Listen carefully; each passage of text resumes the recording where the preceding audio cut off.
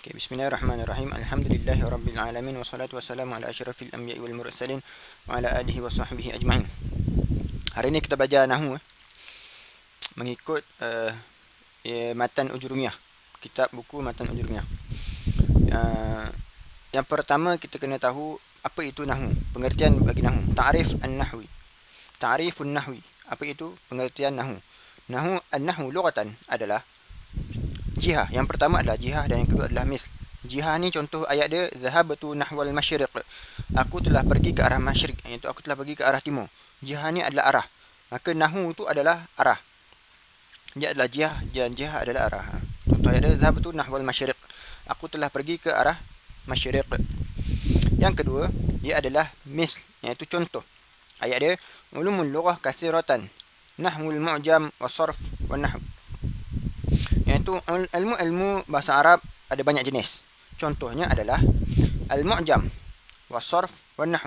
Iaitu ni contoh-contoh ilmu lughah lah. Itu pengertian dari sudut bahasa an-nahwu lughah. Maka pengertian dari sudut istilah dia adalah di sini, bermula di sini, al-ilmu bil qawaid allati yu'rafu biha dhabt awakhir al-kalimat al-arabiyyah fi hal tarkibiha. Iaitu satu ilmu yang menggunakan kaedah-kaedah untuk mengenali baris di penghujung kalimat ataupun di penghujung perkataan bahasa Arab, perkataan bahasa Arab lah. Yang mana perkataan itu terbentuknya satu ayat, dalam keadaan dia terbentuk satu ayat. Macam itulah.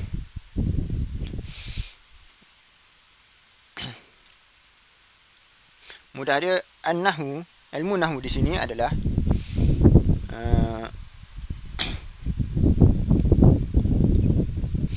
contoh kitabun. Di sini bila katakan yu'raf biha dhabt awakhir al-kalimat, maka dia adalah mengetahui baris hujung. Bila kata-kata kitab itu boleh berbaris, dia boleh berbaris bawah, itu kitabin. Boleh juga berbaris atas, itu kitaban. Dia adalah kitaban. Dia boleh juga berbaris hadapan, kitabun.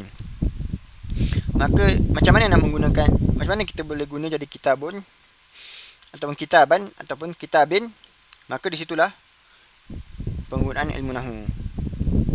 Kita boleh suka-suka je bubuh kitabun, kitabin. Dia adalah kena guna ilmu nahwu lah. Macam dengan sebab tertentu maka dia berubah baris.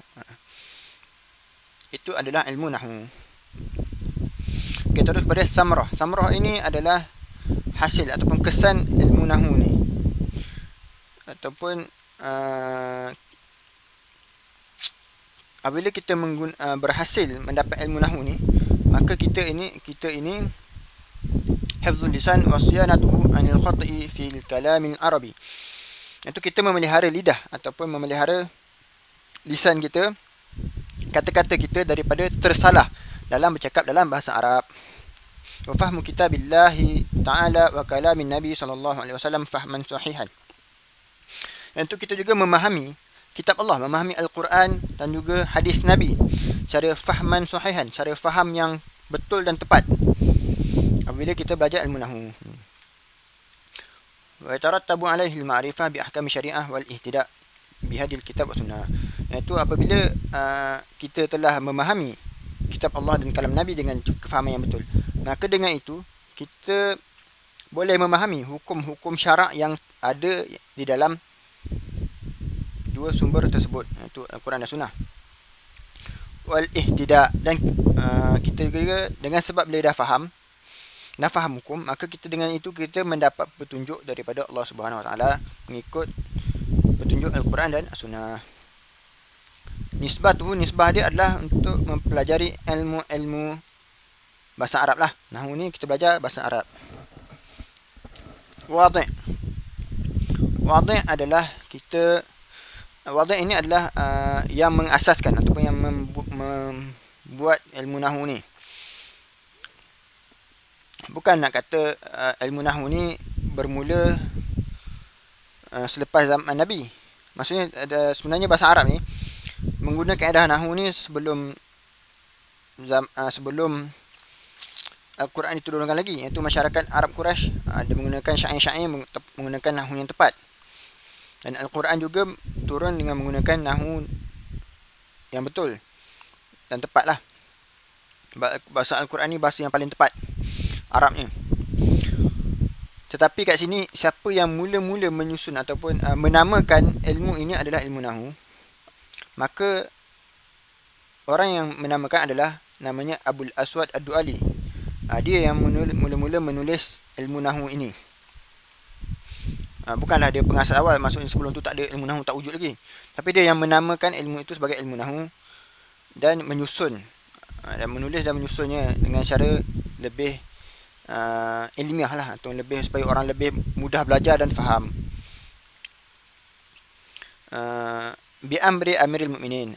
Dia bukanlah saja tulis, tapi dia tulis tu kerana mendapat arahan daripada Amirul Mukminin atau khalifah pada zaman itu, iaitu Ali bin Abi Talib.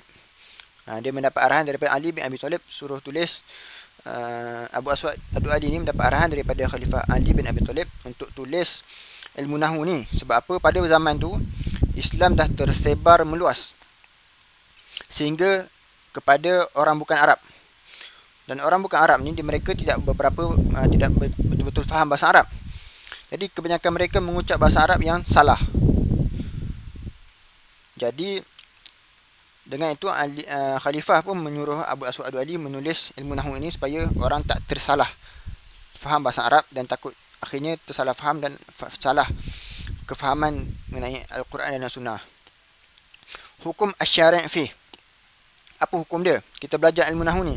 Hukumnya adalah fardu kifayah, iaitu wajib ke atas masyarakat, fardu. Tetapi apabila telah ada orang yang mempelajarinya, maka gugurlah kewajipan tersebut. Tak perlu semua wajib belajar. Hanya bila segelintir dah belajar, maka dia adalah yang berbaki, maka tidak berdosa. Tetapi sekiranya kita telah masuk dalam kategori orang yang belajar ilmu ni, maka fardu ain bagi kita. Iaitu contoh, kita seorang pelajar, kita belajar bahasa Arab dan tiba-tiba kita lari daripadanya, maka sebab kita jatuh fardu ain pada kita perlu belajar. Macam itulah. Maksud orang yang belum menumpukannya, belum belajar lagi, dia dan sekiranya ada orang lain belajar, dia tak dosa. Tapi sekiranya dia orang yang dah belajar, maka dia perlu menumpulah. Wajib fardu ain untuk dia belajar lebih dalam. Macam itulah. Dan sekiranya tidak ada siapa pun yang belajar ilmu nahwu ni, maka jatuh berdosalah kepada seluruh umat Islam. Maka itu mukadimah. Kita terus kepada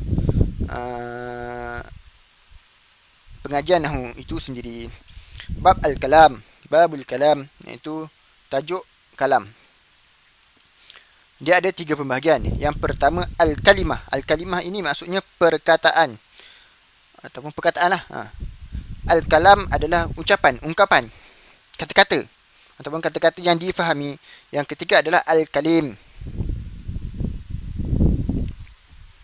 Dia ada 3. Yang pertama al-kalimah. Allah.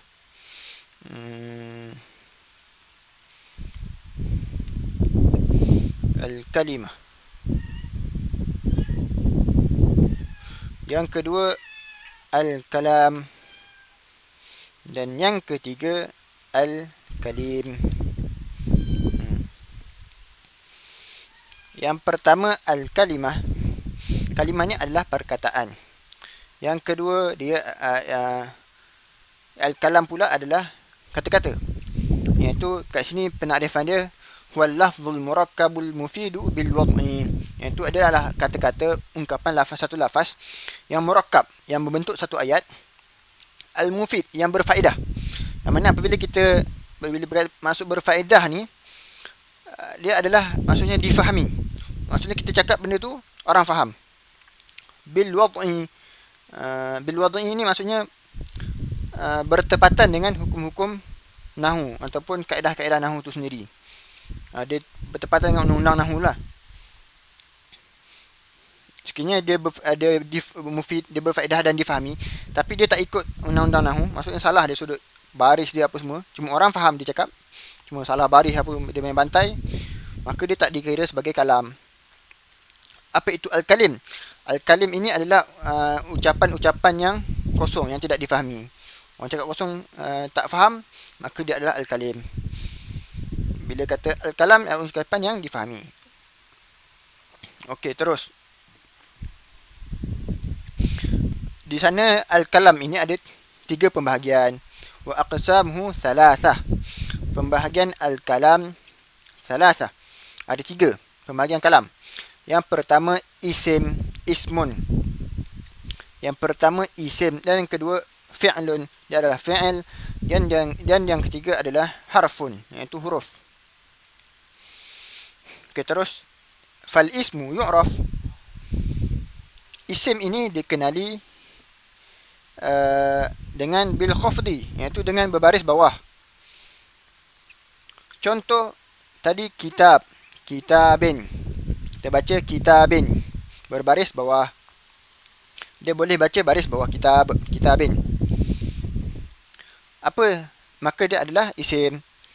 Dan fi'il pula dia tidak boleh tidak ada fi'il yang berbaris bawah. Dia tidak boleh dibaca berbaris bawah. Contoh fi'il yaktubu. Yaktubu. Kita tak boleh baca yaktubi. Kita tak boleh baca dia sebagai yaktubi. Salah. Dia mesti baca yaktubu.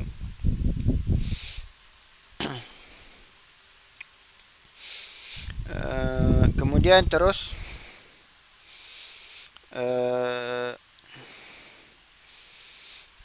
yaktubu, kita yaktubu boleh juga dibaca sebagai yaktuba, berbaris atas. Apabila dia masuk huruf baris atas lah, seperti ain yaktuba, ain yaktuba, ain yaktuba, ain yaktuba. Tapi dia tidak boleh, dia boleh juga berbaris mati, seperti masuk huruf baris mati, seperti lam yaktub, lam yaktub. Tapi dia macam mana pun tak boleh dibaca baris bawah, sebab dia fi'il. Terus kemudian dia menerima tanwin. Bila kata menerima tanwin ini, maksudnya isim ini dia menerima tanwin. Yang lain dia tak ada, mesti tak ada tanwin. Contoh yaktubu tu kita tak boleh baca yaktubun, tak boleh, salah.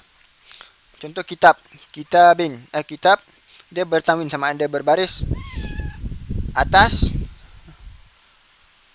kitaban ataupun kitabin ataupun kitabun. Dia boleh baca dalam keadaan 3 keadaan sekiranya mengikut bentuk dia lah, bentuk ayat dia. Dia boleh baca kitaban, kitabin, kitabun, maka dia adalah isim. Apa sahaja perkataan yang menerima tanwin, maka dia adalah isim. Itu mudah. Kemudian dukhul alif lam. Apa sahaja perkataan yang menerima huruf alif lam, yang boleh masuk dalamnya alif lam. Contoh kitabun itu kita boleh masukkan alif lam dalamnya jadi al-kitab, maka dia adalah isim al-kitab. Contoh lain apa? Al-qalam, al-qalam, maka dia boleh menerima alif lam, maka dia adalah isim. Maka tak boleh kita masukkan contoh yaktubu tadi. Yaktubu masukkan al-yaktub. Al-yaktub. Salah, itu salah. Perkataan itu salah. Tidak ada bahasa Arab al-yaktub. Sebab dia fi'il. Fi'il tak boleh terima alif lam. Kemudian huruful khafdi. Tanda isim juga adalah huruf khafat ataupun kataan biasa dengar adalah huruf jar. Maksudnya isim ini menerima huruf jar. Contoh bagi di sini adalah apa? Min. Min apa? Minal kitab, minal wa ilal kitab. Contoh. Maksud dia menerima. Kita tak boleh kata ila. Dia tak boleh kata ila. Ila yaktub. Salah. Sebab dia tak boleh selepasnya adalah fi'il. Dia mesti selepasnya isim. Kerana hanya huruf jar yang menerima, hanya isim yang menerima huruf jar. Fi'il dia tidak menerima huruf jar. Mudahnya begitu. Terus dan juga isim juga menerima yang tidak ada dalam buku ni. Isim juga menerima huruf isim isyarah, iaitu hadza. Contoh perkataan hadza. Hadza. Perkataan hadza selepasnya mesti adalah isim. Hadza kitabun. Hadza maktabatun. Hadza qalamun. Selepas huruf selepas ataupun hadhihi. Hadhihi apa? Hadhihi maktabatun. Tadi salah, tadi silap. Hadhihi hadhihi tak ada idea, lupa. Hadhihi talibatun. Itu adalah dia menerima isim. Dia tidak boleh hadza yaktub, tak ada. Dia tak betul lah ayat dia. Dia mesti selepasnya adalah isim. Itu namanya isim isyarah yang kita belajar sebelum ni ada. Dan ada juga ada perkataan lain yang mana kita tak belajar lagi. Contoh allazi. Selepas huruf allazi nama dia ismun, allazi ni nama dia isim mausul. Maka selepas allazi maka semestinya dia adalah isim. Dia tak ada mesti fi'il ataupun huruf selepas tu. Allazi, allazina, allazani ataupun allati. Allati untuk muannas. Allati dia adalah isim. Dia selepasnya adalah mesti isim. Maksudnya isim menerima perkataan-perkataan ini. Itu adalah isim. Kemudian kita masuk fi'il. Fi'il di sini apa itu fi'il? Fi'il ini dikenali dengan apabila huruf-huruf ini boleh masuk dalam ada perkataan boleh terima. Contoh qad tadi. Perkataan apa di situ qad? Dia menerima huruf qad. Selepas qad, contoh ayat dia apa? Qad aflahal mu'minun. Mu'minun. Qad aflahal mu'minun. Maka bermaksud aflaha itu mesti adalah fi'il. Aflaha adalah fi'il. Aflaha adalah fi'il.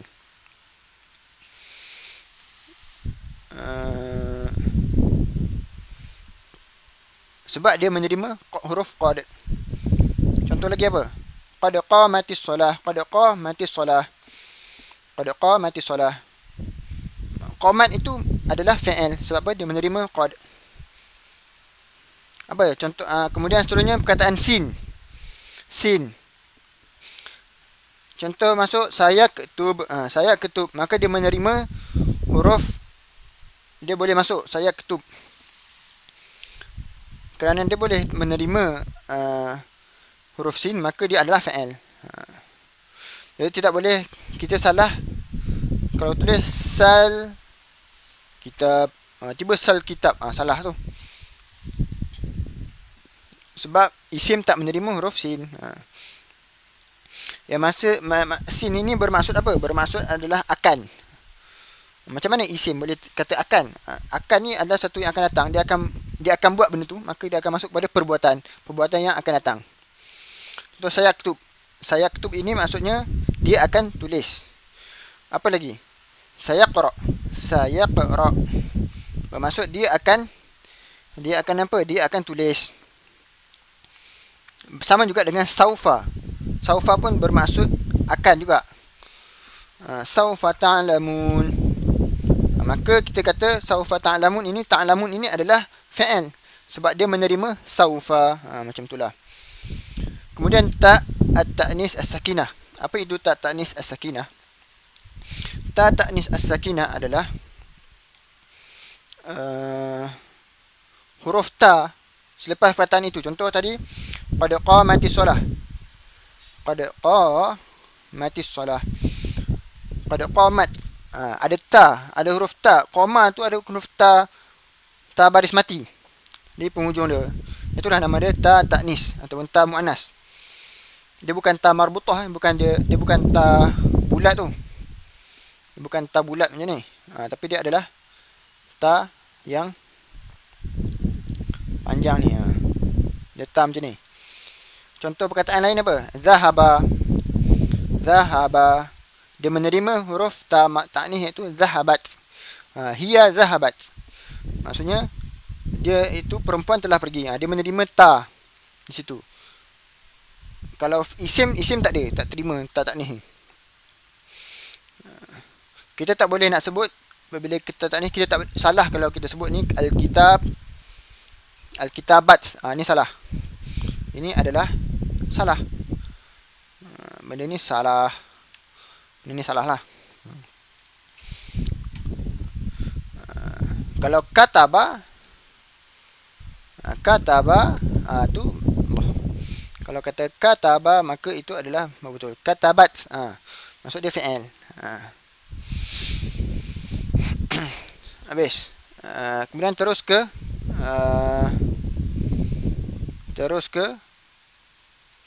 apa nama ni, huruf. Huruf ni adalah ma la yasluhu ma'ahu dalilul ism wala dalilul fi'l. Iaitu huruf ni adalah apa sahaja yang menyalahi ataupun berbeza, yang bukan termasuk dalam kategori fi'il dan juga isim. Yang bukan ada ciri-ciri fi'il dan isim tu, maka dia adalah huruf. Apa contoh huruf yang kat atas ni? Min, ila, an, ala, fi, ruba, ba, kaf, lam. Ini semua adalah huruf.